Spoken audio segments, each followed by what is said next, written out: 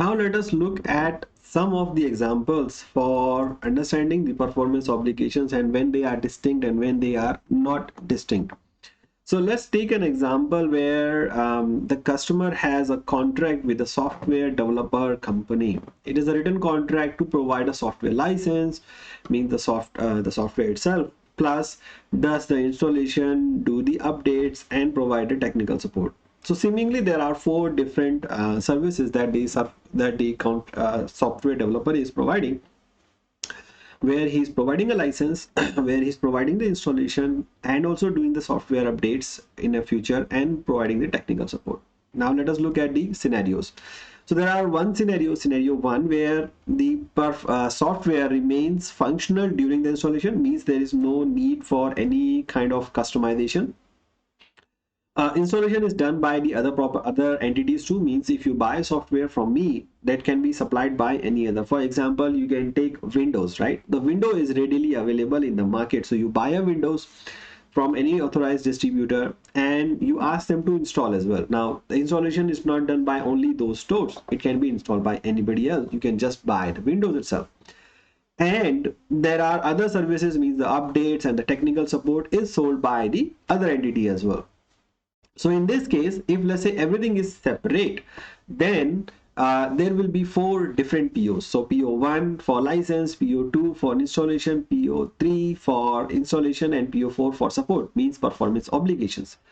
Now let us take an example where you say, okay, the installation is going to change the software, means customize the look, the feel, and the maybe some functionalities of the software itself, even though the installation may have been performed by the other entities and other services are done by other entities.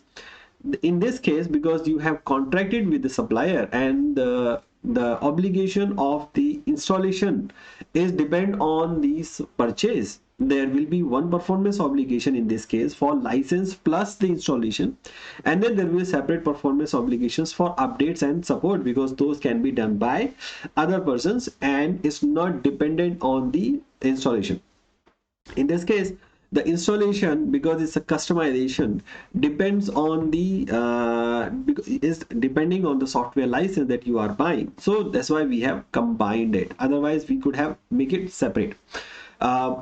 Now there can be other possibilities. For example, software is remain functional, but you have asked for the installation is not done by any other person, right? The software is software updates are not done by any other person, technical support is not given by any other person. In these cases, so because everything else, the installation, the software update, technical support will depend on the software license, because you are buying the software license and it's not done by any other party.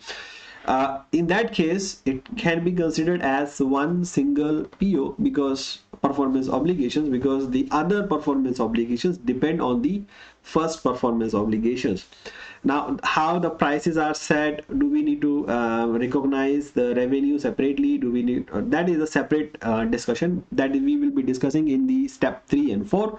So let's not jump there. So in this example, I hope it is clear that we need to look at the separate distinct services. Here you have separate distinct services. Installation is one service, updates is another service, technical support is another service. They are not dependent on each other. However, if they are done outside and anybody else can do it, it's a standard, then they are not dependent on each other. But if they are dependent on the other services, means an other person cannot do it, is only the authorized purchaser who can do it.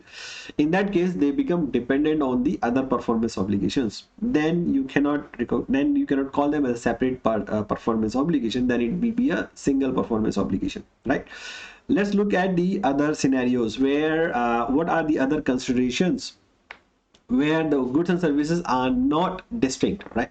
So you, when the performance obligations are not distinct, you have to combine them until they become a distinct, until you find a bundle which is distinct. For example, you are selling the PC. Now PC has a monitor, has a keyboard, has a mouse, has installation services, and there are other maintenance services, right? So if you are selling only the PC with the IT services are either sold separately or it can become a package. Now the performance obligation is not distinct. It has to be, PC is not a distinct, it has to be combined because the IT services are there, IT services are distinct. So the PC are sold together with IT services, means the installation, the configuration and everything else. So the PC comes together with everything else.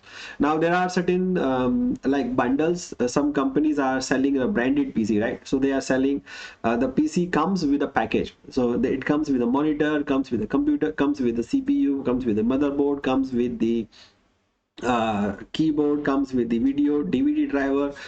It's a package. And they are not even though they may sell it separately, however in this particular contract that they are selling is combined into everything. So in that case that becomes a separate not separate performance now it will become a separate distinct performance obligation because PC is sold together with the IT services. It's bundled together, means the configuration is there, right? Even though you may say, okay, now I can buy the drive outside, I can buy the main DVD outside, I can buy the motherboard outside, I can buy the RAM outside. But in this particular case, when you are combining the package, when you are saying that okay, we will assemble the computer into one services, then it will be sold as a combined. There are scenarios where there are companies who assemble the PC. Let's say they buy the keyboard from Apple, they buy the motherboard from Samsung, the monitor from LG, and they assemble the PC into one and then they sell it, right? So in that case, this is separate performance obligation because those PCs, those brands are separate. The assembly services are separately charged, right? So then it has to be a separate revenue. You are selling the material plus you are giving your services. So in that case, IT services will become the distinct services. PC, when it combined, if you are selling the PC only, then it will be a combined services. Must be performance obligation is combined. So that is the difference. Now the other considerations in the performance obligation is principal versus agent. Now when you are a principal, and when you means you are acting on your own right, and when you are acting as an agent. So there is a difference in how you recognize the revenue if you are acting as a principal and acting as an agent. So it's important to understand that. So what is the performance obligation if you are a principal? So if you are a principal, the primary responsibility to fulfill the condition is yourself. You take the inventory risk and you establish the prices. In the second case, if let's say, so the revenue will be the gross amount that you sell. Now, if you are arranging for another party to provide the goods and services, you will be an agent if the consideration your consideration is only a commission and the credit risk is the customer's risk. It's not your risk. So you are not taking any inventory risk, you are not taking any prices risk, you are not taking any credit risk, right?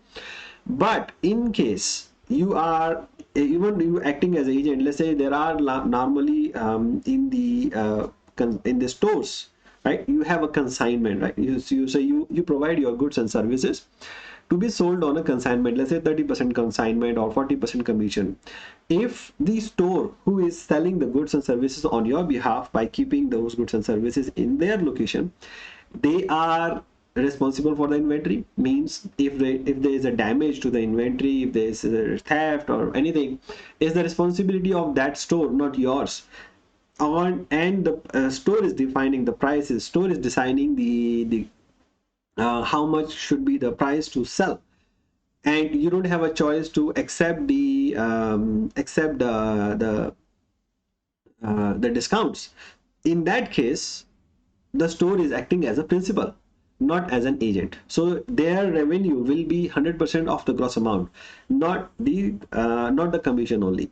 So for example, there are many online courses now, edutech platform, which are consolidating the courses from different providers, and they are selling on their platform. Now they decide the price, they decide the discounts. If there is any person who has subscribed to the course but has defrauded the payment, the instructor has to get the revenue, right? So in that case, the platform acting as a principal, not as an agent. Now there, take another scenario where I sell my courses on any edutech platform.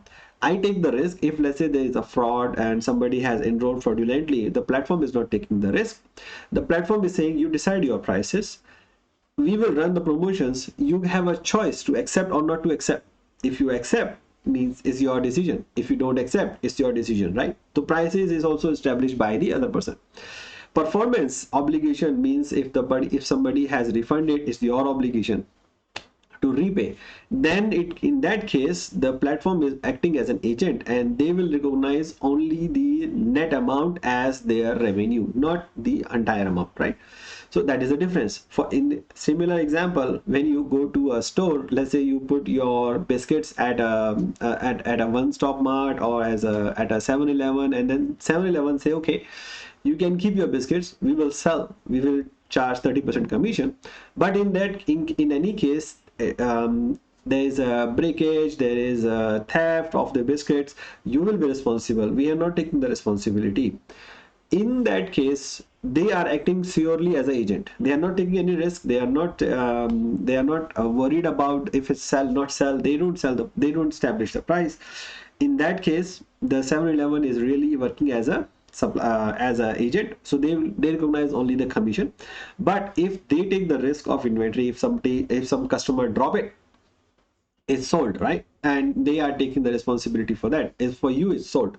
When you come at the end of the month and you check the inventory, something is used up, means it's sold for you. In that case, the 7-Eleven will be acting as a principal, not as a agent. So when you are deciding the contract of your next time, when you are deciding the contract with the to sell somebody else goods and services, you have to read the contract and make sure you are acting as an agent or acting as a principal. So if your contract specifically says who bears the inventory risk, who bears the pricing establishing, and who bears the fulfillment risk, will be the principal. And those who are just acting as purely agent, not taking any risk, they will be a agent commission.